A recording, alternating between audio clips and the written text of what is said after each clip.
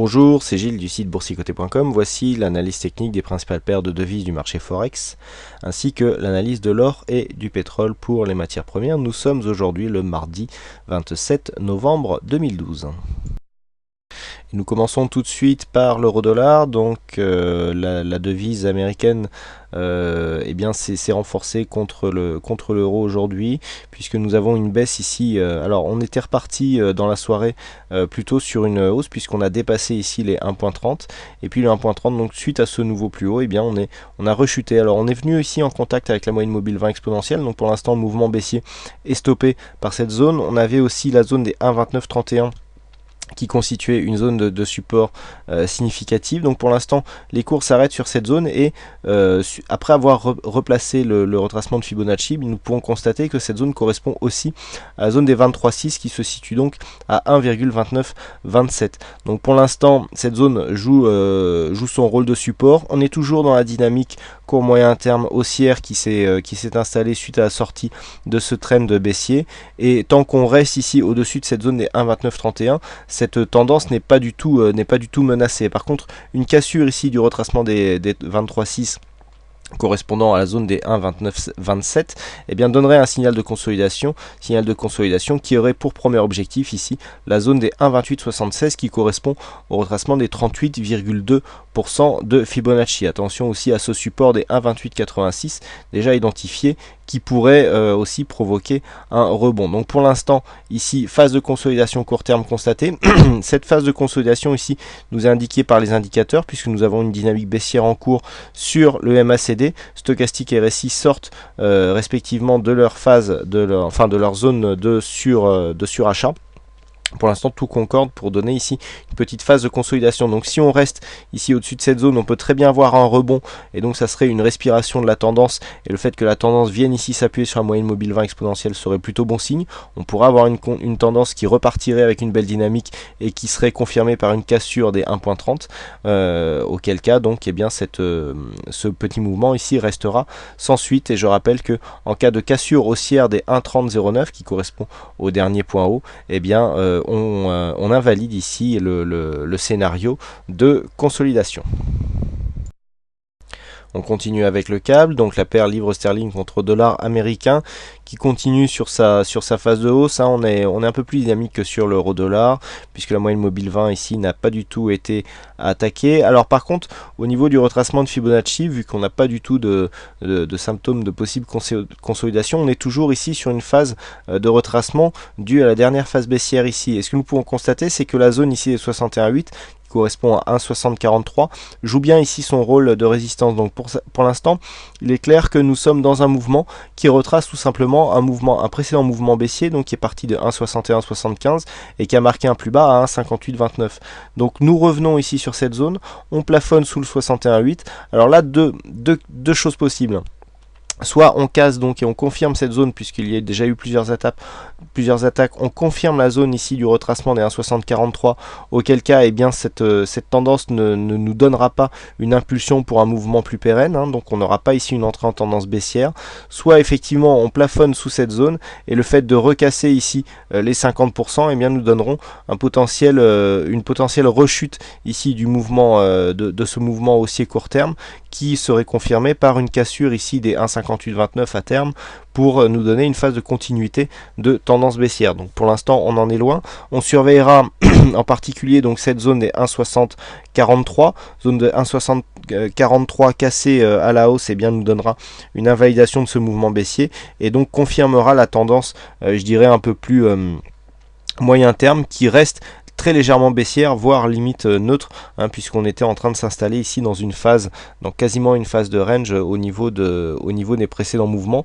Il n'y a que ce mouvement ici baissier que je viens de vous expliquer, avec la cassure des précédents plus bas, qui nous avait incité à tracer des retracements de Fibonacci pour essayer de mesurer un petit peu la dynamique de retracement. La dynamique de retracement ici arrive à son terme. Si on casse ici, eh bien on restera dans cette phase de baisse très, très peu dynamique. Par contre, le fait de rester ici sous cette zone et de revenir sur une cassure, provoquer une cassure de précédent plus bas, et bien augmentera la dynamique baissière qui était déjà en place. On continue avec le dollar-yen, donc le dollar-yen qui, suite à sa phase de hausse ici, eh bien, nous avions tracé des retracements. Je vous avais dit hier que la zone des 23,6 correspondait à quelques dixièmes de points près à ce support ici des 80,976, puisque nous avons un retracement à 80,982. Eh bien, nous sommes venus attaquer dans la nuit cette zone et puis les cours sont remontés. Donc pour l'instant, petite phase de consolidation ici très court terme, mais qui n'est pas confirmée ici par une cassure de ce support qui reste quand même un support technique important.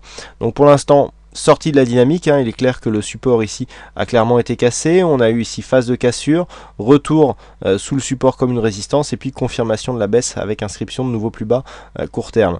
Donc ici une cassure des 17 provoquerait une descente qui pourrait revenir dans un premier temps sur les 81,54 puis venir ici sur les 80,45 qui correspond au retracement des 38,2% de Fibonacci. Mais pour l'instant on reste ici dans une phase relativement peu dynamique compte tenu ici de la phase de hausse que nous avions enregistrée, et d'autant plus nous avions ici une phase de survente légère sur le stochastique qui n'avait pas encore été constaté sur le RSI, et on voit que le MACD par contre est déjà en train de se retourner. Donc on pourrait plutôt assister ici à une phase de rebond, et une cassure de cette zone des 82-84 eh bien confirmerait une continuité de la dynamique haussière qui était précédemment en place, puisque dans le cadre d'une consolidation qui ne vient pas casser ici les 23,6, eh bien cela témoigne d'une dynamique et d'une pression haussière assez forte qui pourrait donc provoquer une cassure des 82,84.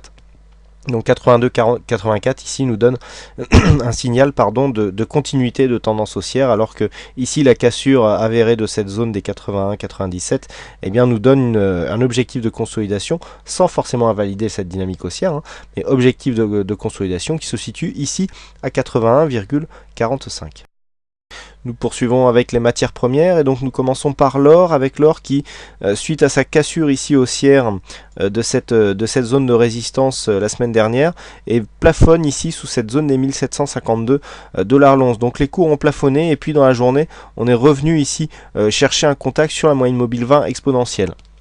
Donc pour l'instant on a ici une sortie, puisque nous avons une attaque relativement franche de la bande de Bollinger avec cette bougie qui est quasiment même deux bougies qui sont totalement hors bol. En général ces bougies hors bol provoquent au retournement des MACD des phases de consolidation. Donc là c'est arrivé, vous voyez, on avait un gros surachat, retournement ici qui plus est avec deux hors bol précédemment. On a eu ici retournement qui a provoqué une toute petite consolidation. Vraiment pour l'instant la consolidation est minime, donc cela témoigne encore une fois d'une certaine pression haussière qui persiste sur le métal jaune. Donc l'objectif de consolidation aurait dû normalement revenir chercher les 1739,2 dollars l'once, mais il semblerait que cette zone ici, les 1743, fasse office de nouveau support, et que la dynamique reprenne à partir de cette zone. Donc on surveillera les indicateurs qui pour l'instant restent dans une dynamique baissière. Il n'y a aucune trace aucun signe d'un possible retournement. Le seul élément qui pourrait plaider en faveur d'un retournement haussier serait ici ce contact avec la moyenne mobile 20 exponentielle, mais pour l'instant cela n'a pas été suivi d'une hausse d'un point de vue chartiste. Donc on surveillera ici une consolidation qui pourrait revenir sur les 1739,2, qui marquerait dans ce cas-là un petit overlap avec cette zone qui était précédemment résistance, auquel cas on surveillerait ici ce contact qui pourrait provoquer un retour de la dynamique haussière qui sera confirmé par une cassure ici de cette résistance déjà identifiée des 1752,70 dollars l'once, et surtout donc du précédent plus haut qui se situe à 1754,5. Par contre une cassure ici des 1728 aurait tendance à invalider cette dynamique haussière qui est intervenue en fin de semaine dernière. Et enfin on termine avec le WTI, donc le WTI qui, suite à cette petite dynamique haussière ici qui s'était installée, nous provoque un petit retour ici des cours à l'intérieur du range. Donc bon, toujours peu de choses à faire sur ce WTI, avec donc des zones horizontales qui restent significatives. On est repassé ici sous les 87,80 $ le baril, et donc c'est toujours du surplace qui dure maintenant depuis quelques semaines, puisque si on regarde ici l'évolution des cours, nous avons ici cette forte phase de baisse, et puis depuis on oscille grossièrement entre 85 et 90 dollars l'once. Donc bon, continuité du mouvement, peu de choses intéressantes à faire sur le WTI actuellement.